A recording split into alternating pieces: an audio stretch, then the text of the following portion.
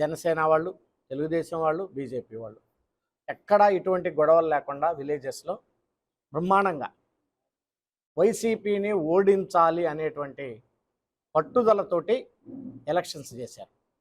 మరి ముఖ్యంగా మచిలీపట్నం అసెంబ్లీ కాన్స్టిట్యున్సీలోనైతే కూటమిని తెలుగుదేశం గెలిపించడంతో పాటు పేర్నాని కుటుంబాన్ని ఓడించాలి అనేటువంటి కసి ప్రజల్లో కనపడింది, ఎక్కడ బూతుల్లో చూసినా. దానికి కారణం ఆ ఎమ్మెల్యే ప్రవర్తించినటువంటి తీరు గత 5 సంవత్సరాలుగా.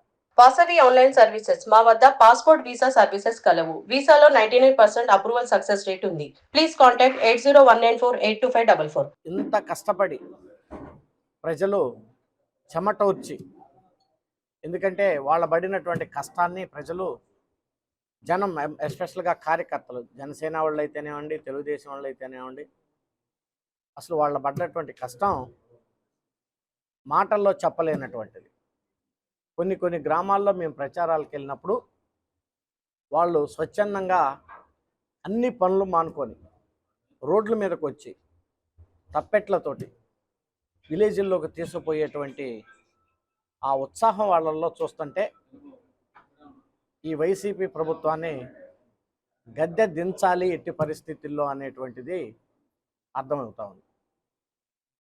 నామినేషన్స్ దగ్గర నుంచి డైలీ మేము చూస్తూనే ఉన్నాం. డే బై డే మరి గ్రాఫ్ పెరుగుతూనే ఉంది. నాకు తెలిసినంత వరకు, నాకున్న సమాచారం, దాదాపు అన్ని అసెంబ్లీ కాన్స్టిట్యున్సీలు 7 అసెంబ్లీ కాన్స్టిట్యున్సీలు కూడా మనం గెలవబోతా ఉన్నాం. అవనిగడ్డ ఒక్క జనసేన, మిగిలినటువంటి 6 తెలుగుదేశం, అలాగే మచిలీపట్నం పార్లమెంటు జనసేన. 7 అసెంబ్లీలు ప్లస్ ఎంపీ పార్లమెంటు డెఫినెట్గా మనం విన్ అవుతున్నాం నాకున్నటువంటి సమాచారం ప్రకారం. సో ఇక ప్రజలు గురించి ఒక మాట చెప్పాలంటే, నిజంగా ఇంత ఎండల్లో మీరు చెమటోర్చి కష్టపడ్డారు. నిజంగా వాళ్ళందరికీ, ప్రతి ఒక్కళ్ళకి కూడా చేతులెత్తి నమస్కరిస్తూ ఉన్నాను రియల్గా. సో అంత కసి జనాల్లో కనపడటం, ఈ ప్రభుత్వాన్ని గద్దె దించటం, జగన్మోహన్ రెడ్డి గారి యొక్క పరిపాలన, అలాగే ఇలాంటి శాసనసభ్యులు ఉన్నటువంటి వీళ్ళని గద్దె దించాలనేటువంటి ఆలోచన ప్రధానంగా. మరి దీనికి ప్రజలతో పాటు నాయకులు కూడా బాగా సహకరించారు.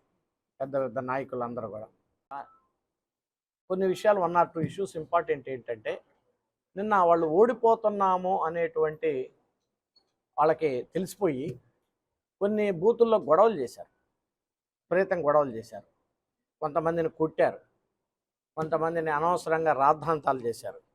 అవన్నీ నేను అనేది ఏంటంటే, ఎలక్షన్స్లో ఓడిపోవటం గెలవటం అనేది సహజం. మీరు ఆ రకమైనటువంటి గొడవలు చేయటం అనేది చాలా తప్పు అని చెప్పేసి ఈ సందర్భంగా నేను మనవి చేస్తా ఉన్నాను. ఇప్పుడు నిన్న కొన్ని చోట్ల, ఈవెన్ వేరే కాన్స్టిట్యున్సీల్లో కూడా అక్కడ ఉన్నటువంటి స్థానికంగా పోటీ చేసేటువంటి మా నాయకుల మీద రాళ్ళు లేపేయటం, దగ్గరలోకి వచ్చేసి అవి చేయటం, ఇవన్నీ కూడా చాలా తప్పు. ఎస్పెషల్గా మచిలీపట్నంలోనైతే చాలా బూతుల్లో గొడవలు చేయాలని చెప్పి ట్రై చేశారు. మీరు చూడండి, ఎక్కడైనా సరే జనసేన కానీ టీడీపీ వాళ్ళు కానీ వెళ్ళి వేరే వాళ్ళని ఎక్కడన్నా కొట్టారు, గొడవ చేశారనేది నేను ఎక్కడ చూడాల. జరిగిందంతా వైసీపీ వాళ్ళు వచ్చే దౌర్జన్యం చేశారు, కొట్టారు అనేది మనం చూసాం తప్పితే ఎక్కడ కూడా మనం చూడాల. ఎక్సెప్ట్ ఏదో సాక్షిలో ఏదో వాళ్ళు తప్పుడు రాతలు రాస్తుంటారు కాబట్టి 1-2 న్యూస్ అనవసరంగా, అది తప్పితే ఎక్కడా చూడాల. సో వాళ్ళకి ఏంటంటే, వైసీపీ వాళ్ళకి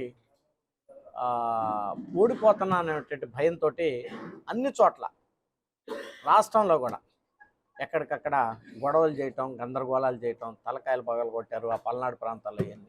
ఇవన్నీ ఏంటంటే వాళ్ళు ఓడిపోతున్నాం అనేటువంటి భయంతో మనం చాలా జాగ్రత్తగా, మనం ఎక్కడ గొడవలు చేయకుండా, అనవసరమైన గొడవలు చేస్తే మనకే లాస్ అని చెప్పి మన బూత్ ఏజెంట్లు కానీ లేకపోతే నాయకులు కానీ ఓట్లు జాగ్రత్తగా ఆటోల్లో తీసుకొని చేపించినటువంటి వాళ్ళు కానీ ఒక క్రమశిక్షణతో పనిచేశారు. నిజంగా వాళ్ళందరూ కూడా నిజంగా ధన్యవాదాలు తెలియజేస్తా ఉన్నాం. మనం గెలవబోతా ఉన్నాం. స్టేట్లో గవర్నమెంట్ ఫామ్ చేయబోతా ఉన్నాం. మనం గెలవబోతా ఉన్నాం. రవీంద్ర గారు కూడా మంచి మెజార్టీతో గెలుస్తాడు. అదే రకంగా నేను మంచి మెజార్టీతో గెలుస్తాం.